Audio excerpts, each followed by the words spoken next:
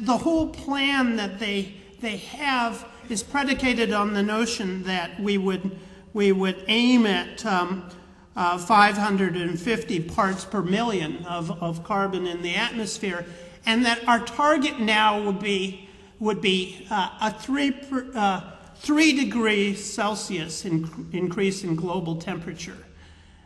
No longer, remember, when they were developing the Kyoto Protocol, and all this time they've been saying 2 degrees Celsius increase is what we were aiming for, that anything beyond that was going to be disaster.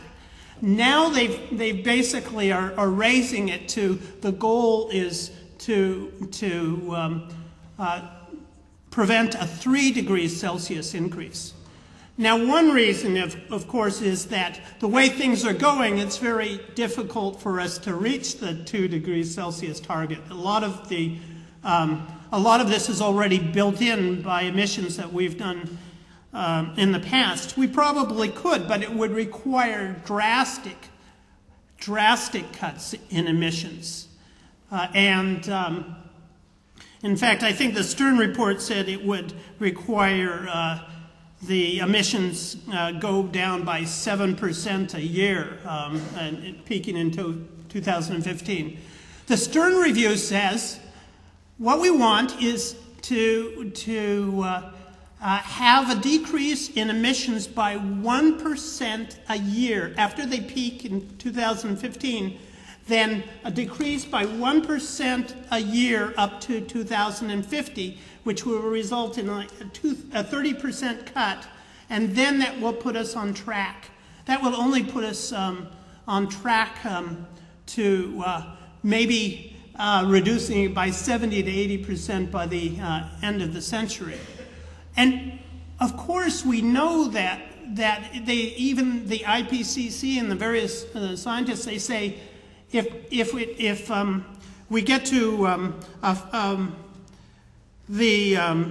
3% level, there's a 50% chance we won't even be able to contain things at that point. The feedbacks will be so great that it will leap up to, if we get to 3 degrees Celsius. It will leap up to 6 degrees Celsius fairly quickly because it will be out of control. They say there's a very high chance that we'd be in a terrible situation there, and it would be all over. So why do they say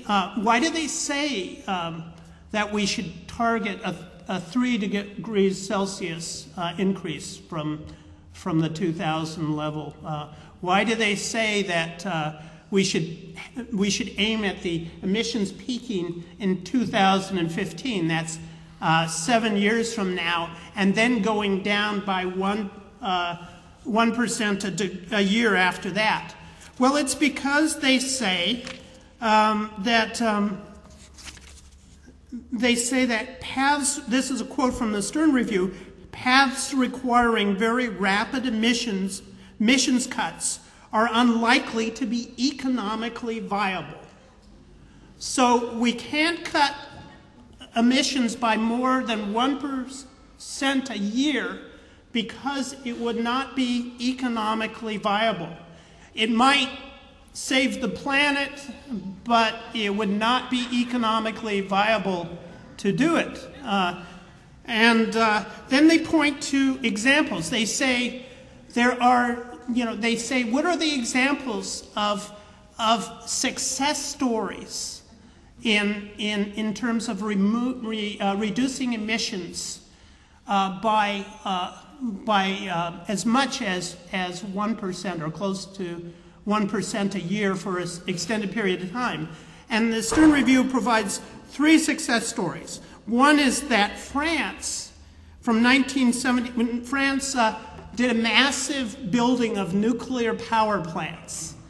And so that from 1977 to 2003, they managed to cut their carbon emissions not by 1%, but by 0.6%.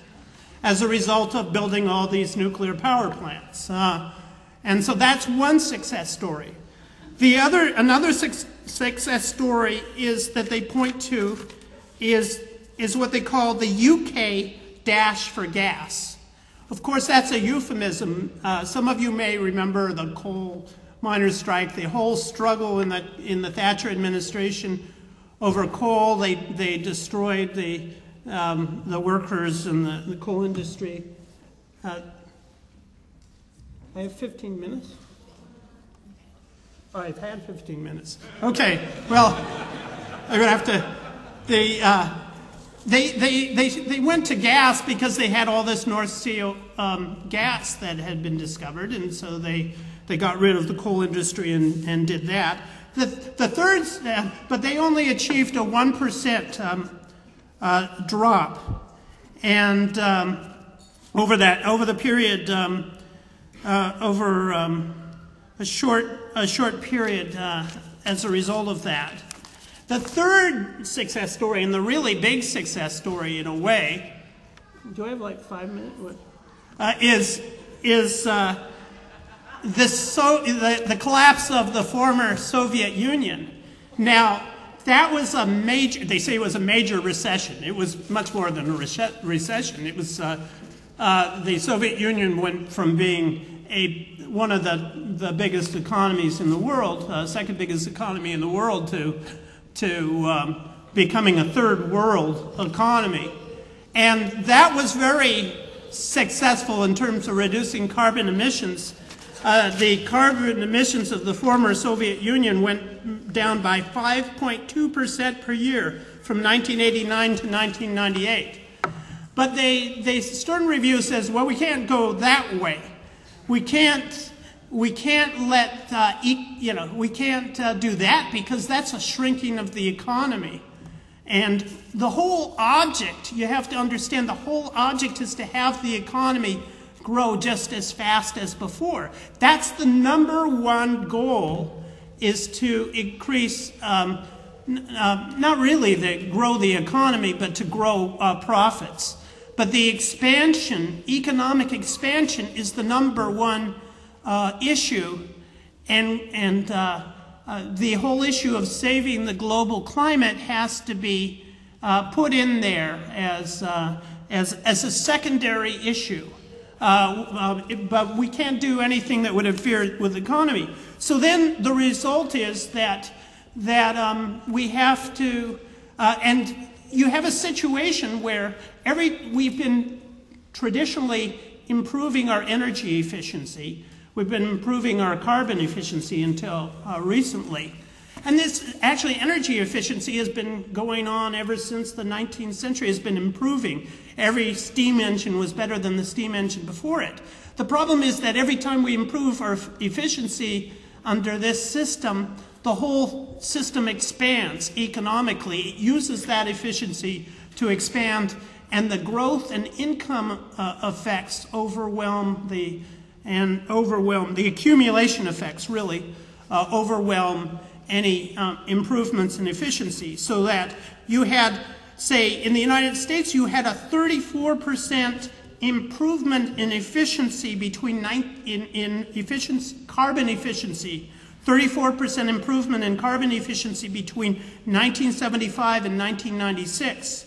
But that went hand in hand with a 30% increase in total emissions and a 6% increase in per capita emissions. So the system is built in such a way that even if we improve efficiency, it tends to result into a worsening of the problem.